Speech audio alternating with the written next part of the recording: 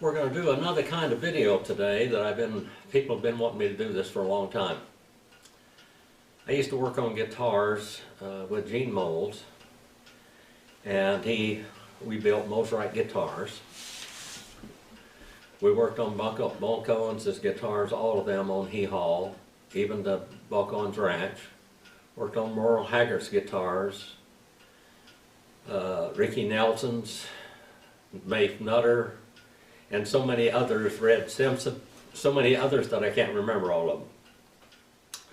When we go to a funeral, all of them want to take a picture of it with me because I help them play their guitars better than they could have without me. I'm going to show a little difference in guitars today too.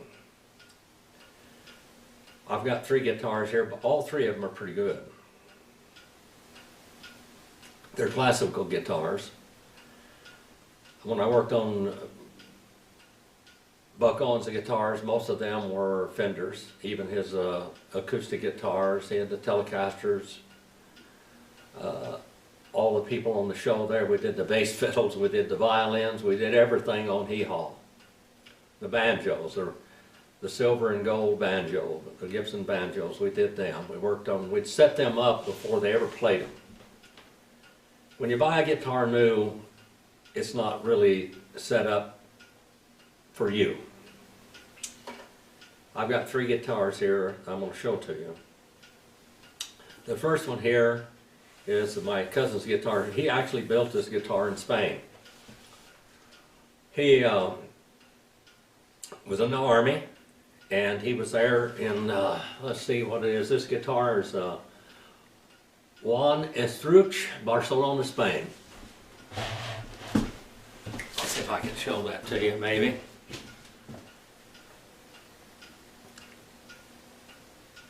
This guitar, I think, is about $2,000 guitar or so. It was made in the factory where Don, his name was Don Oliver, he went to the school to learn flamenco style, classical style guitar playing. And he had opportunity in this school, was very closely related to this guitar builder, Juan Estruch.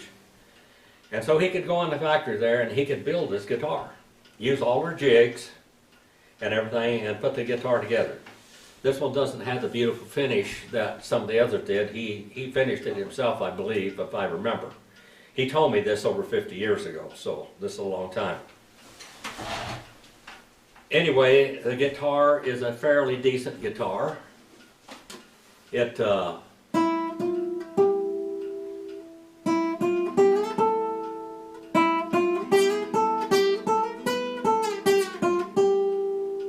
you can see, it sounds fairly good.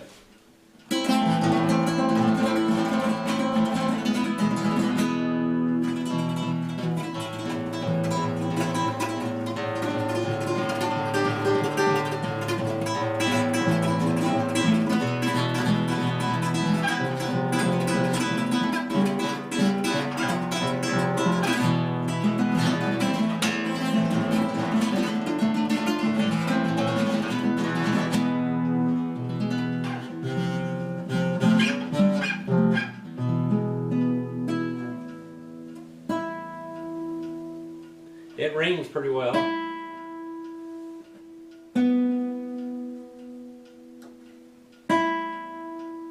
I'm watching the little meter on it.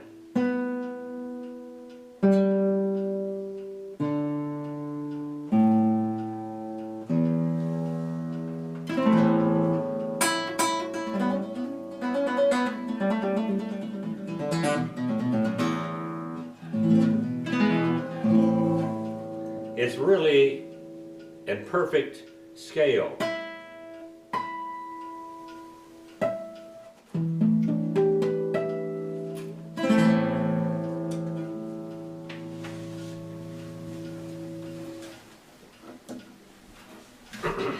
They gave this to me when Don passed away recently. The keys were shot on it. They were just froze up. I had put new keys on this whole side here, and I put a set of Savaray strings on it. I like Savaray.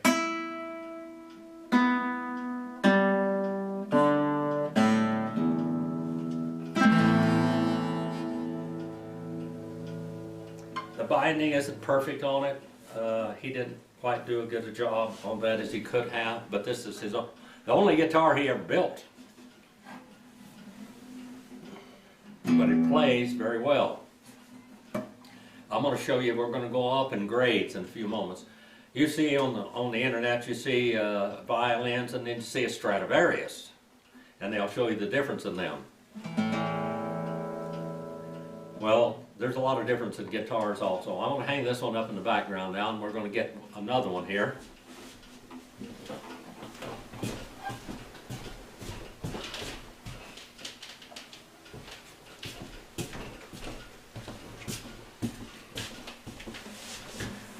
This is the guitar we're going to work on today, right here. I'm going to file the frets on this guitar, and I may even put strings on it. I put 2 strings on this guitar since I got it. It is a better guitar than the other one.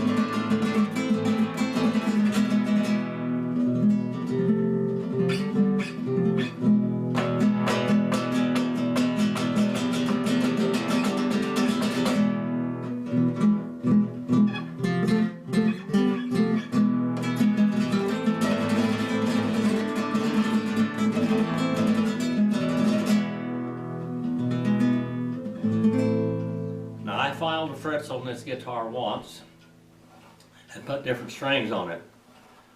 The action is very low.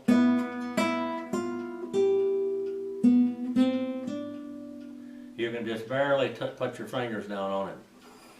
But it's got some high frets in here.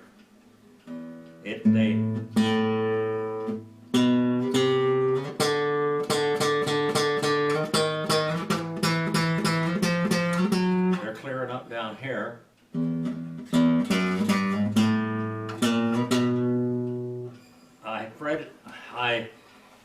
When I bought this guitar, and it's about a $2,500, $3,000 guitar, it is a Cordoba. It's made in Spain also. It has an ebony fretboard. It's all spruce. It really rings. This is an excellent guitar.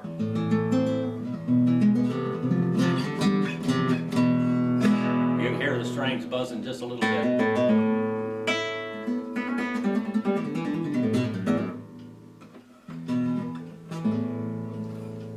So what we're going to do is we're going to take the strings loose on it. I may even, well, I got half of the strings are new on it, so I hate to throw them away because they're pretty expensive now. Here's the Savaray strings. These are high tension here. And here's, these may be high tension also, I don't know. They're, yeah, they're high tension also. The Savaray strings, I like them a lot. I've been using them for a long time. We'd be using a fret file. And here's a card file. I don't know if you've ever seen any of those or not. That's to clean the files up. A twister here for the keys, and then 2 crowning files, 2 fret crowning files, tape. But before I do that, I want to show you one more Stradivarius of guitars, okay? This guitar, and I don't even know whether it's in tune or not. This guitar is more than fabulous.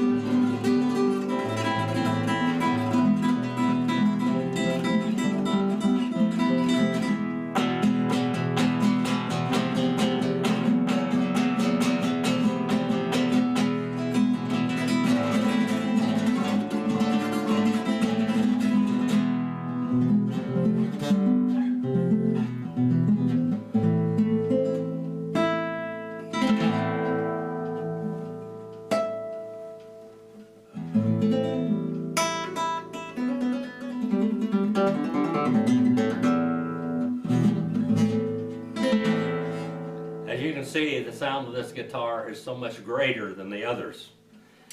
But those were $2,500, $3,000 guitars. Now we're coming up to $8,000 to $10,000 guitar or more. I don't know how much this is worth. It's a Jose Ramirez, and it's made in Madrid, Spain. But it is a studio guitar. That guitar, and me talking makes the guitar ring. That's a studio guitar. It is rosewood back, spruce top, beautiful. Beautiful guitar. Show it to you.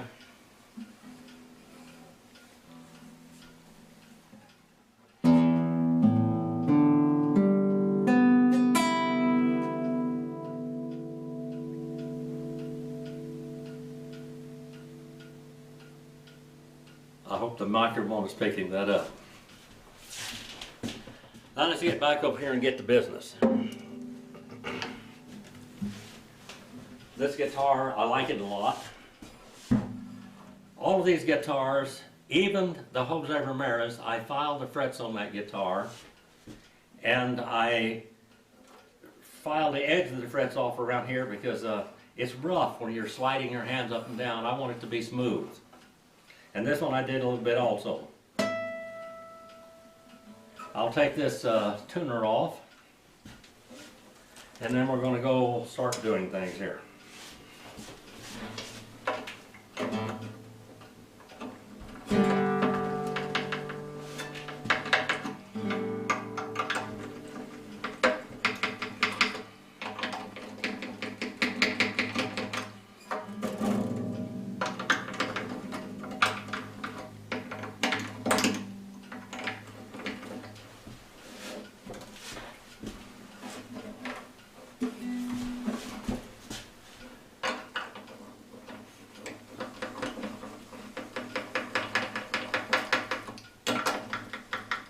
These twisters really save a lot of time, and if you're working on guitars, they're absolute necessity.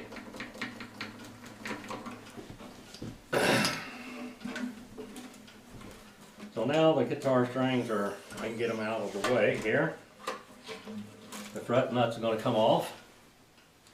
This fret nut is actually made out of plastic. I'm going to make one out of ivory later. I've got ivory blanks to do that. I just haven't had time to do that. Now we're going to tie these strings back, take them. Here's a tape also. You want to get tape that is that doesn't stick very well, because you want to be able to get it back off. We're going to tape up the edge here of the guitar all the way across.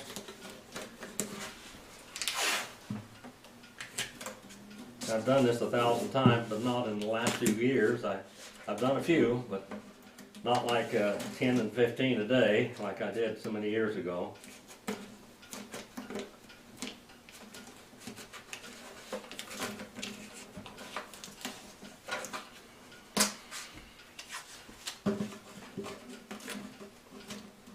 I never was a great guitarist, as many others were. I kind of naturally leaned towards flamenco and classical guitar. I always liked classical music. Even when I went to the rodeos with my stepfather, he was a great cowboy. I was a pretty good horse trainer, but mediocre compared to him. Very mediocre.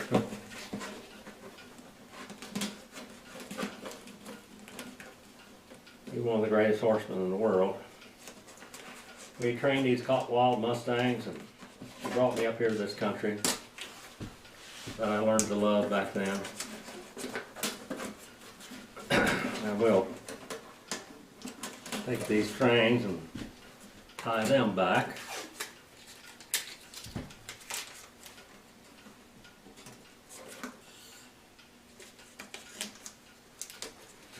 Also, I didn't get that one.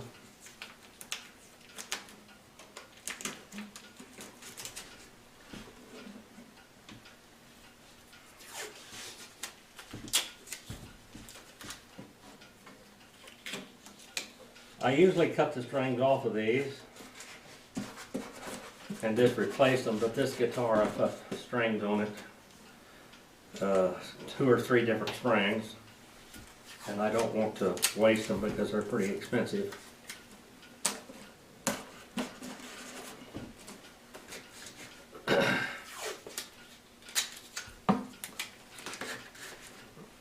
Dean Knowles and I worked together for probably close to 20 years.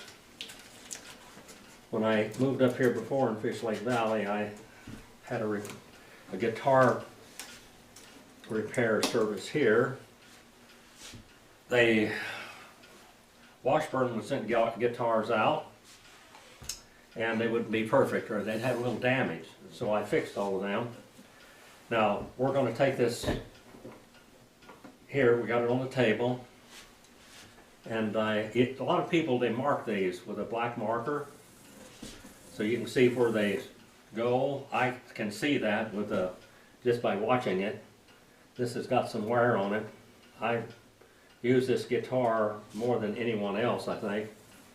I bought it new. It was a demo, but I bought it new. I might go get a black marker and just show you that. I don't think I need to though. I'm going to put some tension on this thing. I'm going to slide this fret slide.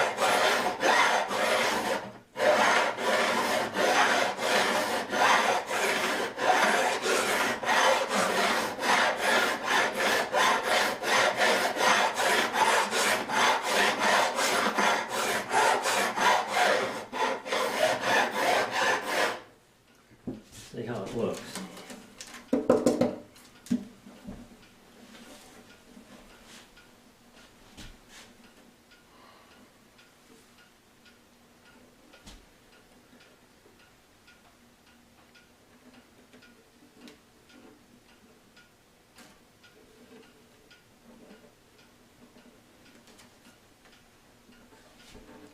A lot of metal coming off up above. Down below, high and low spots on them. Have to work a little bit more with that.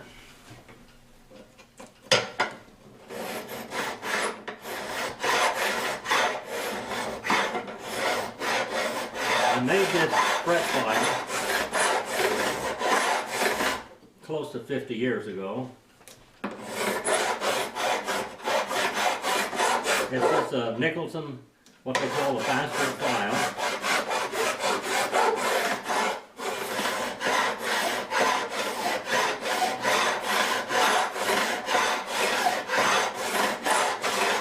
I had to drill a hole in it here and then countersink it.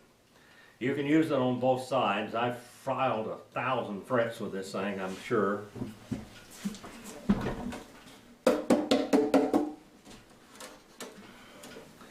I can't hear like I once did.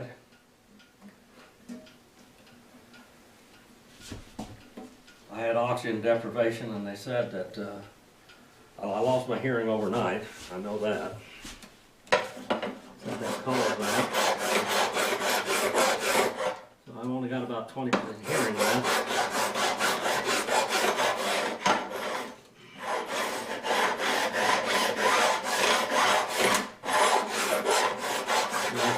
Guitars when I can't hear like I did. I have to have a guitar tuner, a visual one, which works very nice. Now we've still got some high spots here, or low spots. There's a low spot right there, but I'm not going to play down there too much. Now what you don't see is I'm pulling down on the neck like the strings would be causing that neck to have tension.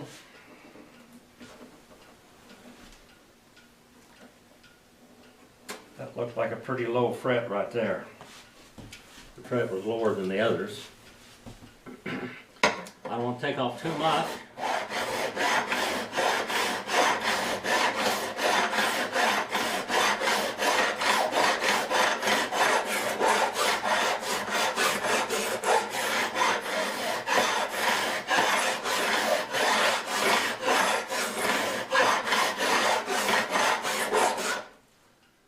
brother, Jimmy Phillips, was a session drummer with Buck Owens and Gene Moles. They would go down there together and work at Capitol Records. Now here is a crowning file. We're going to take this crowning file and we're going to go along the edge of this, just like that.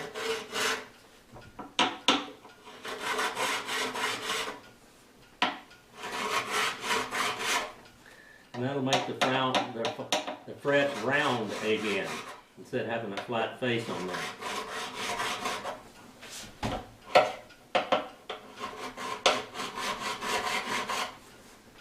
Not as steady as I was either.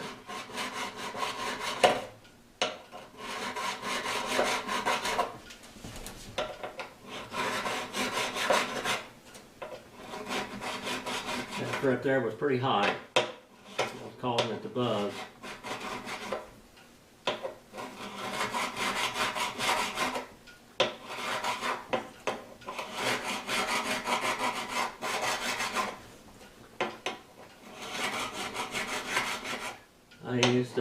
People asked me, was I a luthier, and I said I'm a guitar mechanic. I was always a pretty good mechanic, and guitars were just like being a mechanic or a carpenter. Now I'm shaking a little bit here, so it's a little hard for me to keep it in place.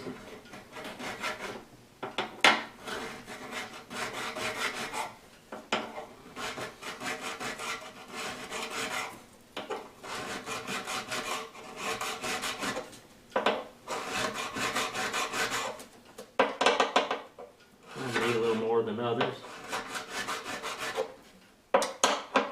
Every one is different.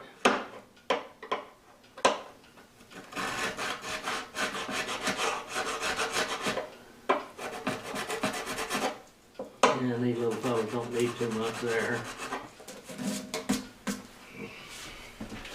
I'll go with this just once more time a little.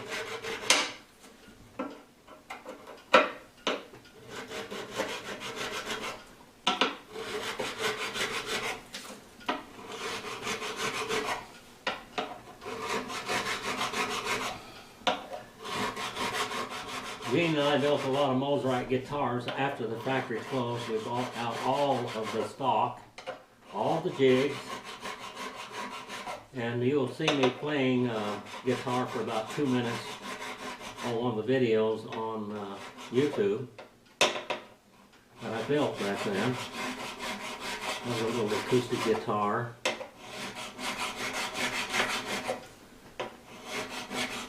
These here are the ones that needed most of the attention.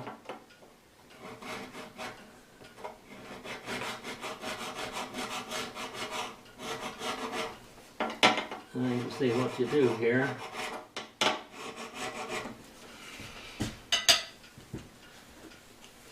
The crowning files are a necessity also.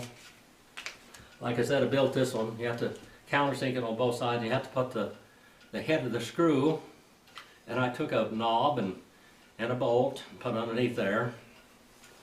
Now we're going to sand it. I've got about 400 or 500 grit sandpaper here. I had 2 of them. There's one right there. Now I'm going to take this guitar and we're going to sand the frets off. We're going to smooth it all up real good. I think I'll put a little more tape on this guitar.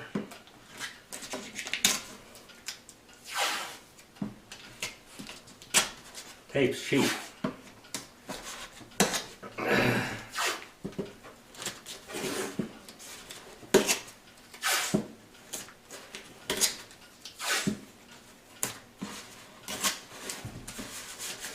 Compared to scratches.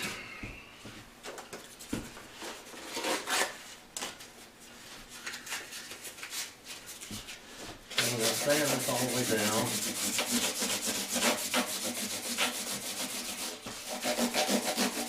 Like I said, this is about 400 or 500 grit sandpaper.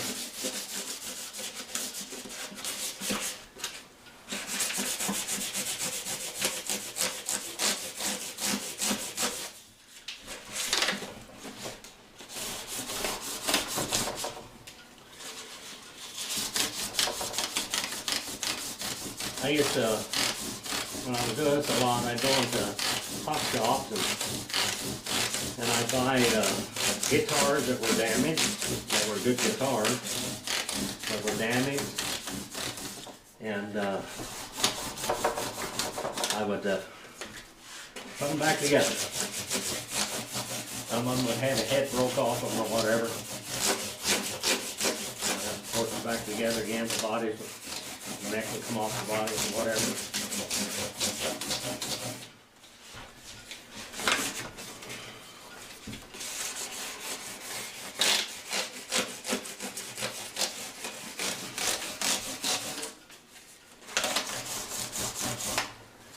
This is looking really nice. You can see it a little better here. Maybe, I don't know. At least you can see what I'm doing.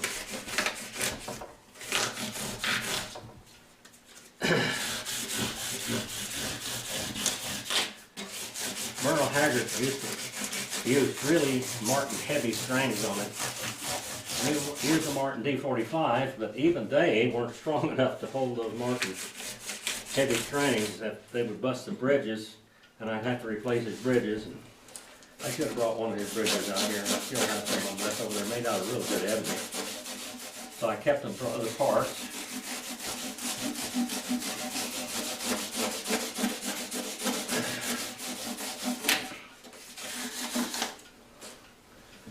Smoothing up really nice.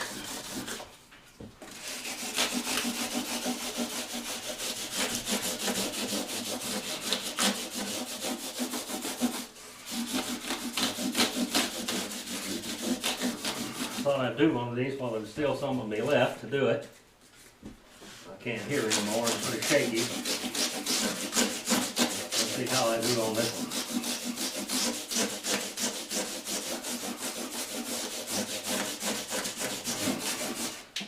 Now we've sanded the frets down. Now we're going to take a heavier steel wool and we're going to go and do that.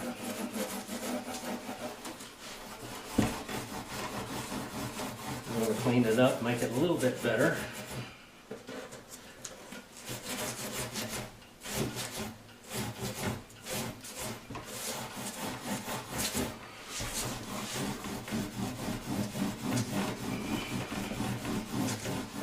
The guitar should play better. I want to put some heavier Savaray strings on it, some high tension.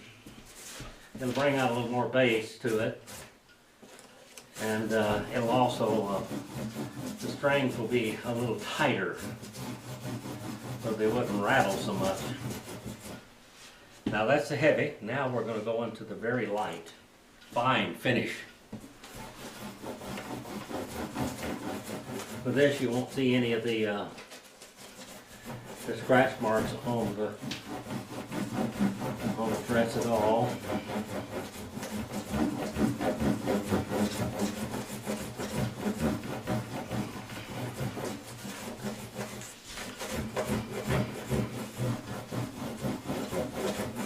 Now, tuning these things without being able to hear is not easy.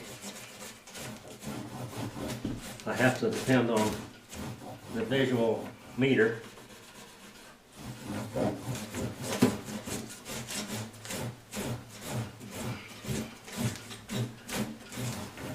That looks pretty good.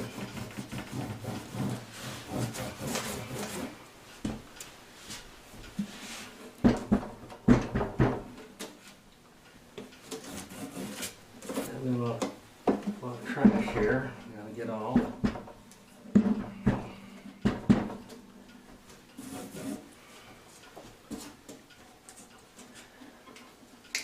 This should come off fairly easy. This is the tape that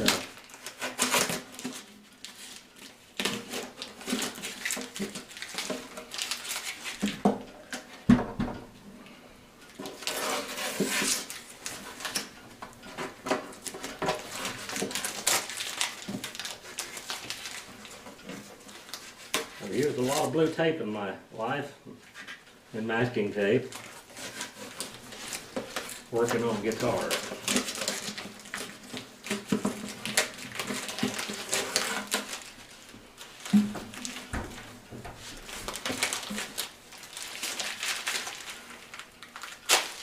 sticking my fingers better than it was the guitar, I think.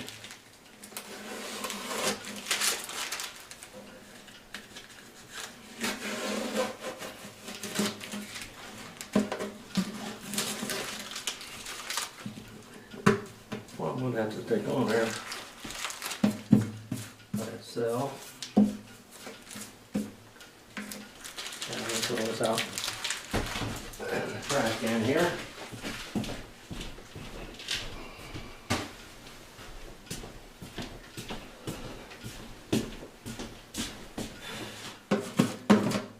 Usually I would polish this all up, but I didn't actually prepare for that. Now we'll start in.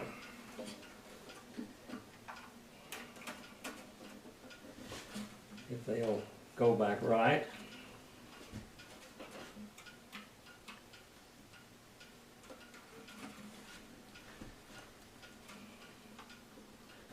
Don't lose the string. Hopefully. The twisters here.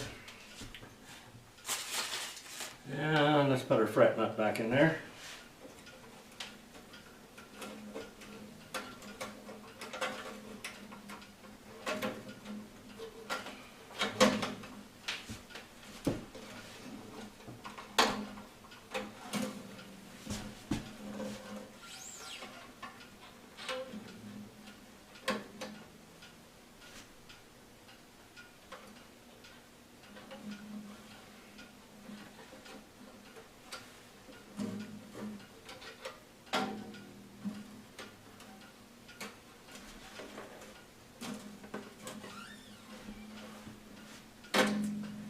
Strings are tangled up here a little.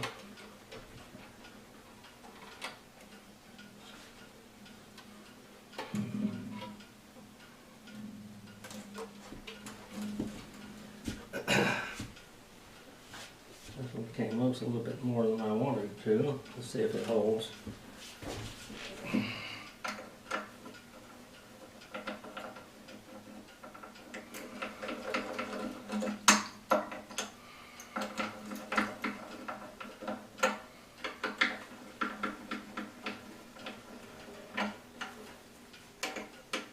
I got a guitar hanger on this.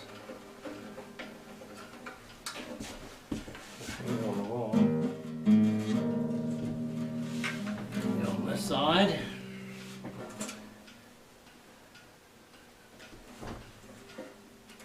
Strings in the right order here.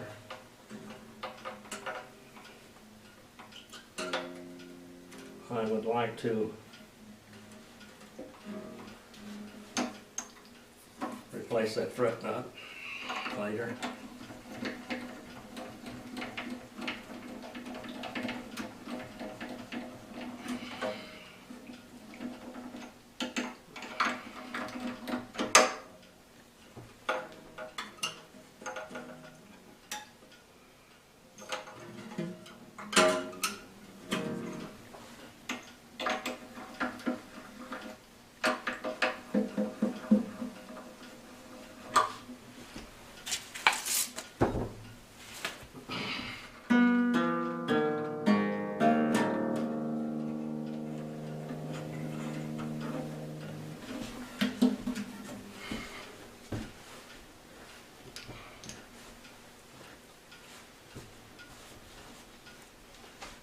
So I'm gonna roll this over here just a little bit.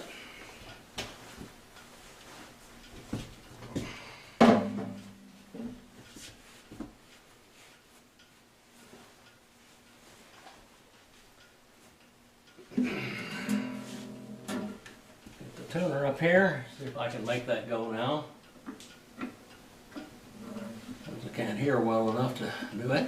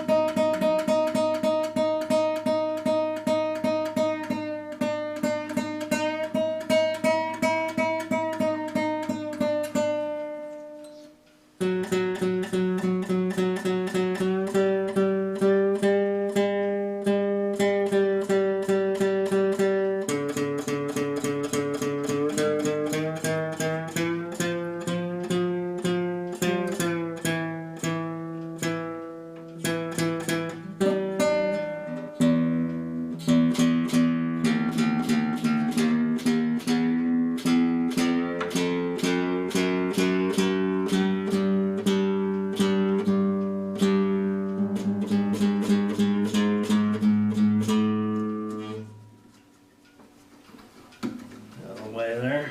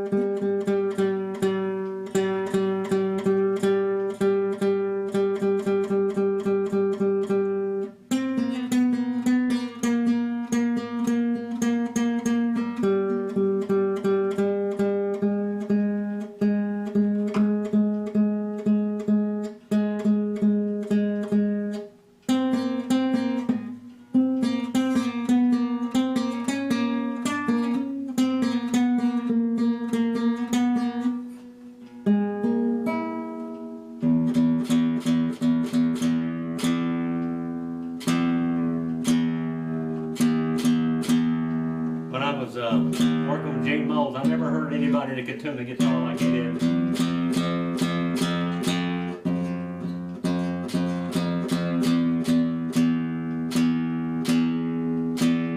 He could take those twisters and tune a 12-string guitar, zip.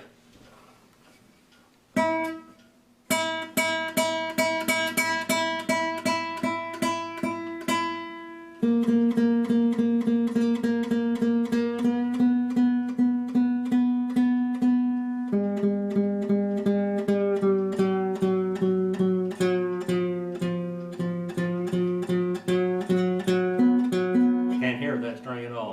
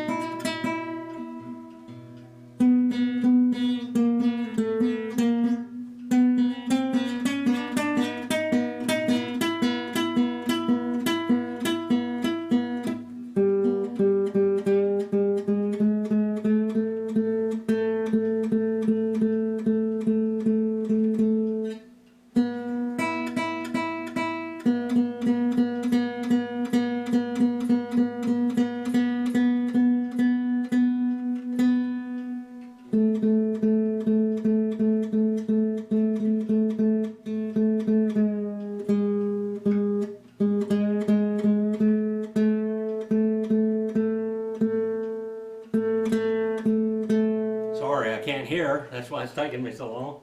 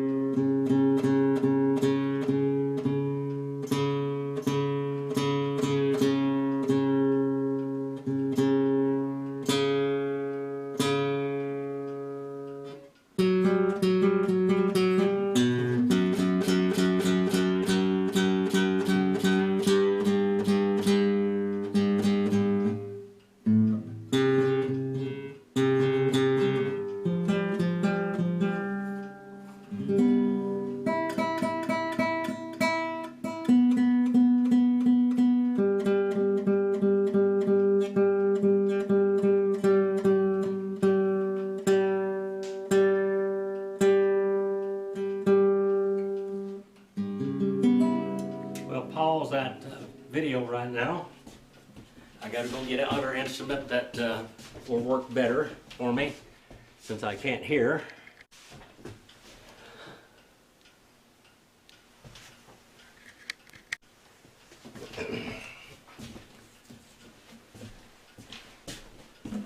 Well, let's see, this one here has got a little more visual aid to it.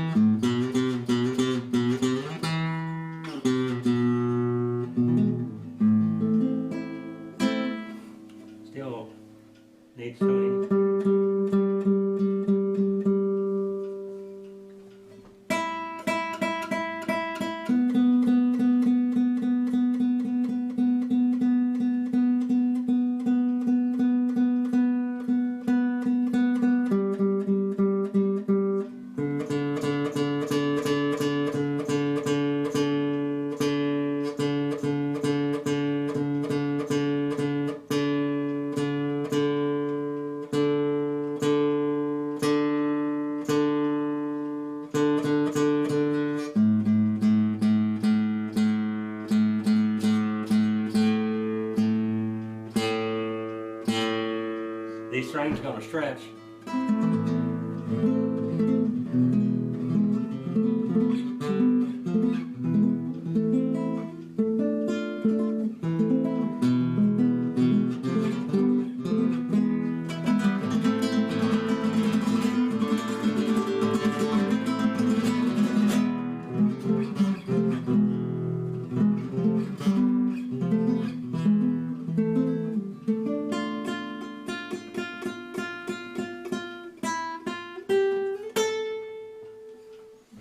I should have had that one to begin with. It wouldn't have taken me so long. It's got a little bit more visual aid to it.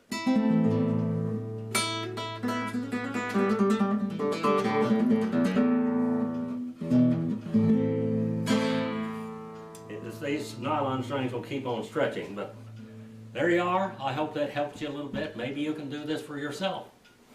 Tying the strings is a little more of a talent also, especially on classical guitars.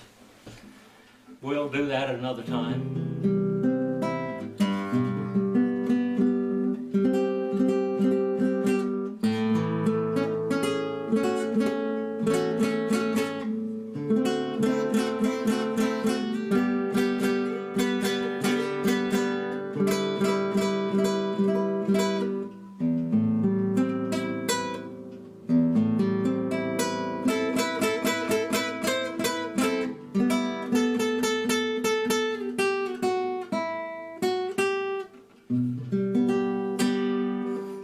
There you go. Enjoy the little video, and maybe I helped some of you out there.